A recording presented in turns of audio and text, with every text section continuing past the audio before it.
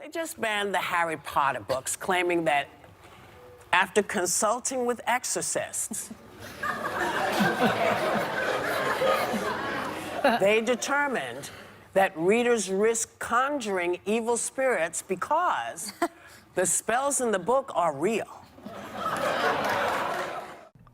Book banning is not new or even a regular phenomenon.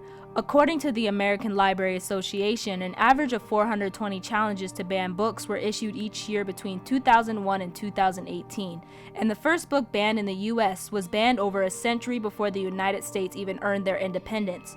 New English canon, Jacob Frederick Stam's incendiary critique of Puritan life in the colonies, was banned shortly after its publication in 1637. In this case, banning meant seizure and destruction of the book's printings. Today, banning takes the form of restricted access. Voldemort. This memory is everything. You can find lists online of the most challenged books in US recent history, and you'll likely recognize a lot of them. The Harry Potter series, The Perks of Being a Wallflower, The Absolute True Diary of a Part-Time Indian, I Know Why the Caged Bird Sings, and of Mice and Men, for example, are reoccurring titles. However startling it may be that people still fear Harry Potter, its presence on the banned list is not new or unusual. What is unusual is the number and nature of challenges and bans in the past year. PEN America, a nonprofit founded in 1922 to defend freedom of expression, has observed a massive spike in both and low standard of reviewing practices that make these bans particularly disconcerting. The decision to put an administrator on leave appears to have triggered a teacher sick out at One Valley High School. Before understanding what makes the bans even worse than the norm, it's useful to have a point of comparison, so we'll start with a brief explanation of how book bans work in the US. The book is so egregiously inappropriate to assign to children. It's hard to believe that it was unintentional. Because the book discusses a theme of cancel culture, some students say what happened to the principal is ironic. Anyone can challenge a book's presence in the library. All it takes is walking up to a librarian at the front desk and naming a title that you feel shouldn't be on the shelves. The librarian can then remove the book immediately or require a formal challenge that involves filling out a form. More often than not, the librarian will not remove the book or at least call for a hearing, but anyone who can challenge a book can be a group or even a school board. When a librarian has to face a collective that may have influence over their livelihood, things get trickier. If a challenge is successful, access to the book will be restricted in one of a variety of ways. In a public library, banning translates to removal of the book or making it available only by request and only to adults. Most challenges, however, are issued to school districts where books can be banned from the curriculum, banned from age-specific libraries, or banned entirely from library shelves. PEN America also includes in its count books that are temporarily removed while being investigated, as this restriction to access effectively bans a book, even if only for a limited window of time. The superintendent of the district did email parents and acknowledge that the book was inappropriate. He also apologized for it. That is, in brief, how banning books works. You might wonder when or how book banning is legal. How does that align with the First Amendment? Let's get into it. Attempts to completely ban a book from a library are rarely successful in the long term, even less so when taken to court.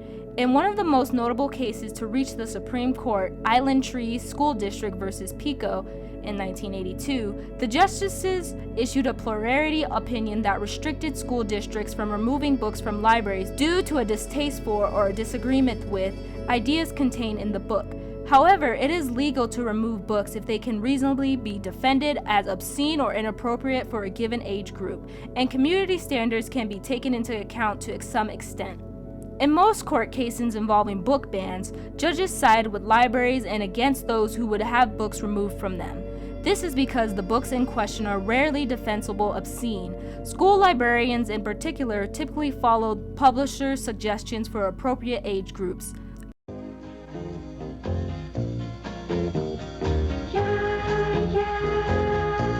Nabokov's Lolita, for example, which is not obscene but certainly not appropriate for young children, hardly ever faces a challenge because it and books like it are not being disseminated to young people. Books like Slaughterhouse-5 and Catch-22 have more often been presented in district or federal courts. Each time the courts have found that challenges against the books in question are ideologically based or enacted with insufficient understanding of the books themselves, and that a ban would infringe upon the student's First Amendment rights. In an effort to protect those rights without having to take each individual case of book challenging to court, both the ALA and the NCAC have developed guidelines for reviewing challenges that include creating a well-rounded committee of reviewers, leaving aside subjective viewpoints as much as possible and demonstrating familiarity with the book as a whole. These guidelines have a successful history to recommend them, and the NCAC even includes examples of procedures that specific school districts have drawn up with the guidelines in mind. Now, have any of you guys ever seen one of these bad things for real? And now the reason for the sensational title. Between July 1st, 2021 and March 31st, 2022, PEN America has counted 1,586 instances of individual books being banned from schools, affecting 1,145 unique titles. Given the average of ALA reports spanning from 2001 to 2018, that means books are being banned from schools at about 4 times the typical rate. In the states where the majority of these bans are happening, Texas, Pennsylvania, and Florida, most prominent among them, best practices are being streaked in favor of immediacy. Over 90% of the bans have gone forth without anyone filing a formal challenge, and a considerable amount of these schools have eschewed their policies, forming ad HOC reconsideration committees, or just lifting books from shelves without reconsideration process at all. A lot of books are unavailable pending investigation, which also falls out of line with best practices. Similar suspension practices have been ruled against in court, most sensationally a quantity of the books versus Kansas in 1964. In that case, Kansas Supreme Court issued a warrant permitting the seizure of 59 book titles, allowing police to confiscate them from businesses, all without an official obscenity hearing. When the case reached Supreme Court, the justices issued a plurality opinion that found the process by which the books were seized unconstitutional, and that the seizure prior to the hearing endangers the right to the public to obstructed circulation of their fair share of bans. As To Kill a Mockingbird. Recently, however, school districts has taken to banning. Do you think there's anything wrong with your mind, really? Not a thing, Doc.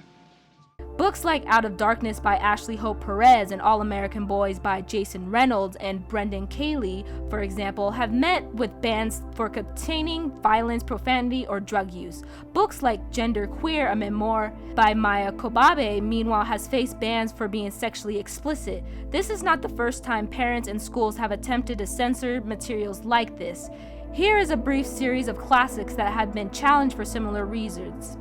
Brave New World, One Flew Over the Cuckoo's Nest, Invisible Man, The Great Gatsby, A Separate Piece. Again, that's just a sample. My deepest emotional relationships have always been with women. Did that mean I was a lesbian? But my sexual fantasies involved 2 male partners. Was I a gay boy trapped in a girl's body? So really what it is about is feeling very non-binary and queer, and then later learning how to express that, and then sharing that with my community and sort of the reactions of my peers and family members and sort of professional community.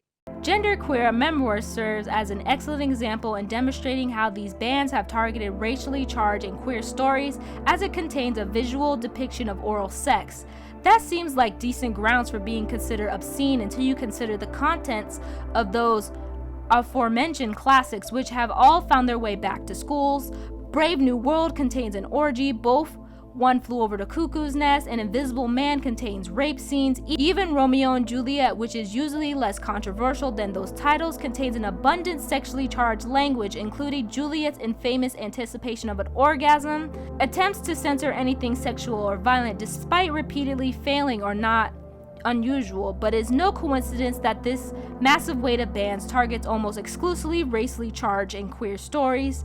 The reasoning remains the same. It just happens to be the case that Black and queer authors are challenged far more than their contemporaries. I think, over the past year, we've seen a huge uptick in censorship that largely targets LGBTQIA books and children's books, with legislators and anti-LGBTQ groups trying to get the books banned from schools, libraries. Using the tired excuses that attempt to dodge the ideological reasoning behind these bans, school districts, political representatives, and parents are attempted to censor books because they disagree with them, not because they are obscene.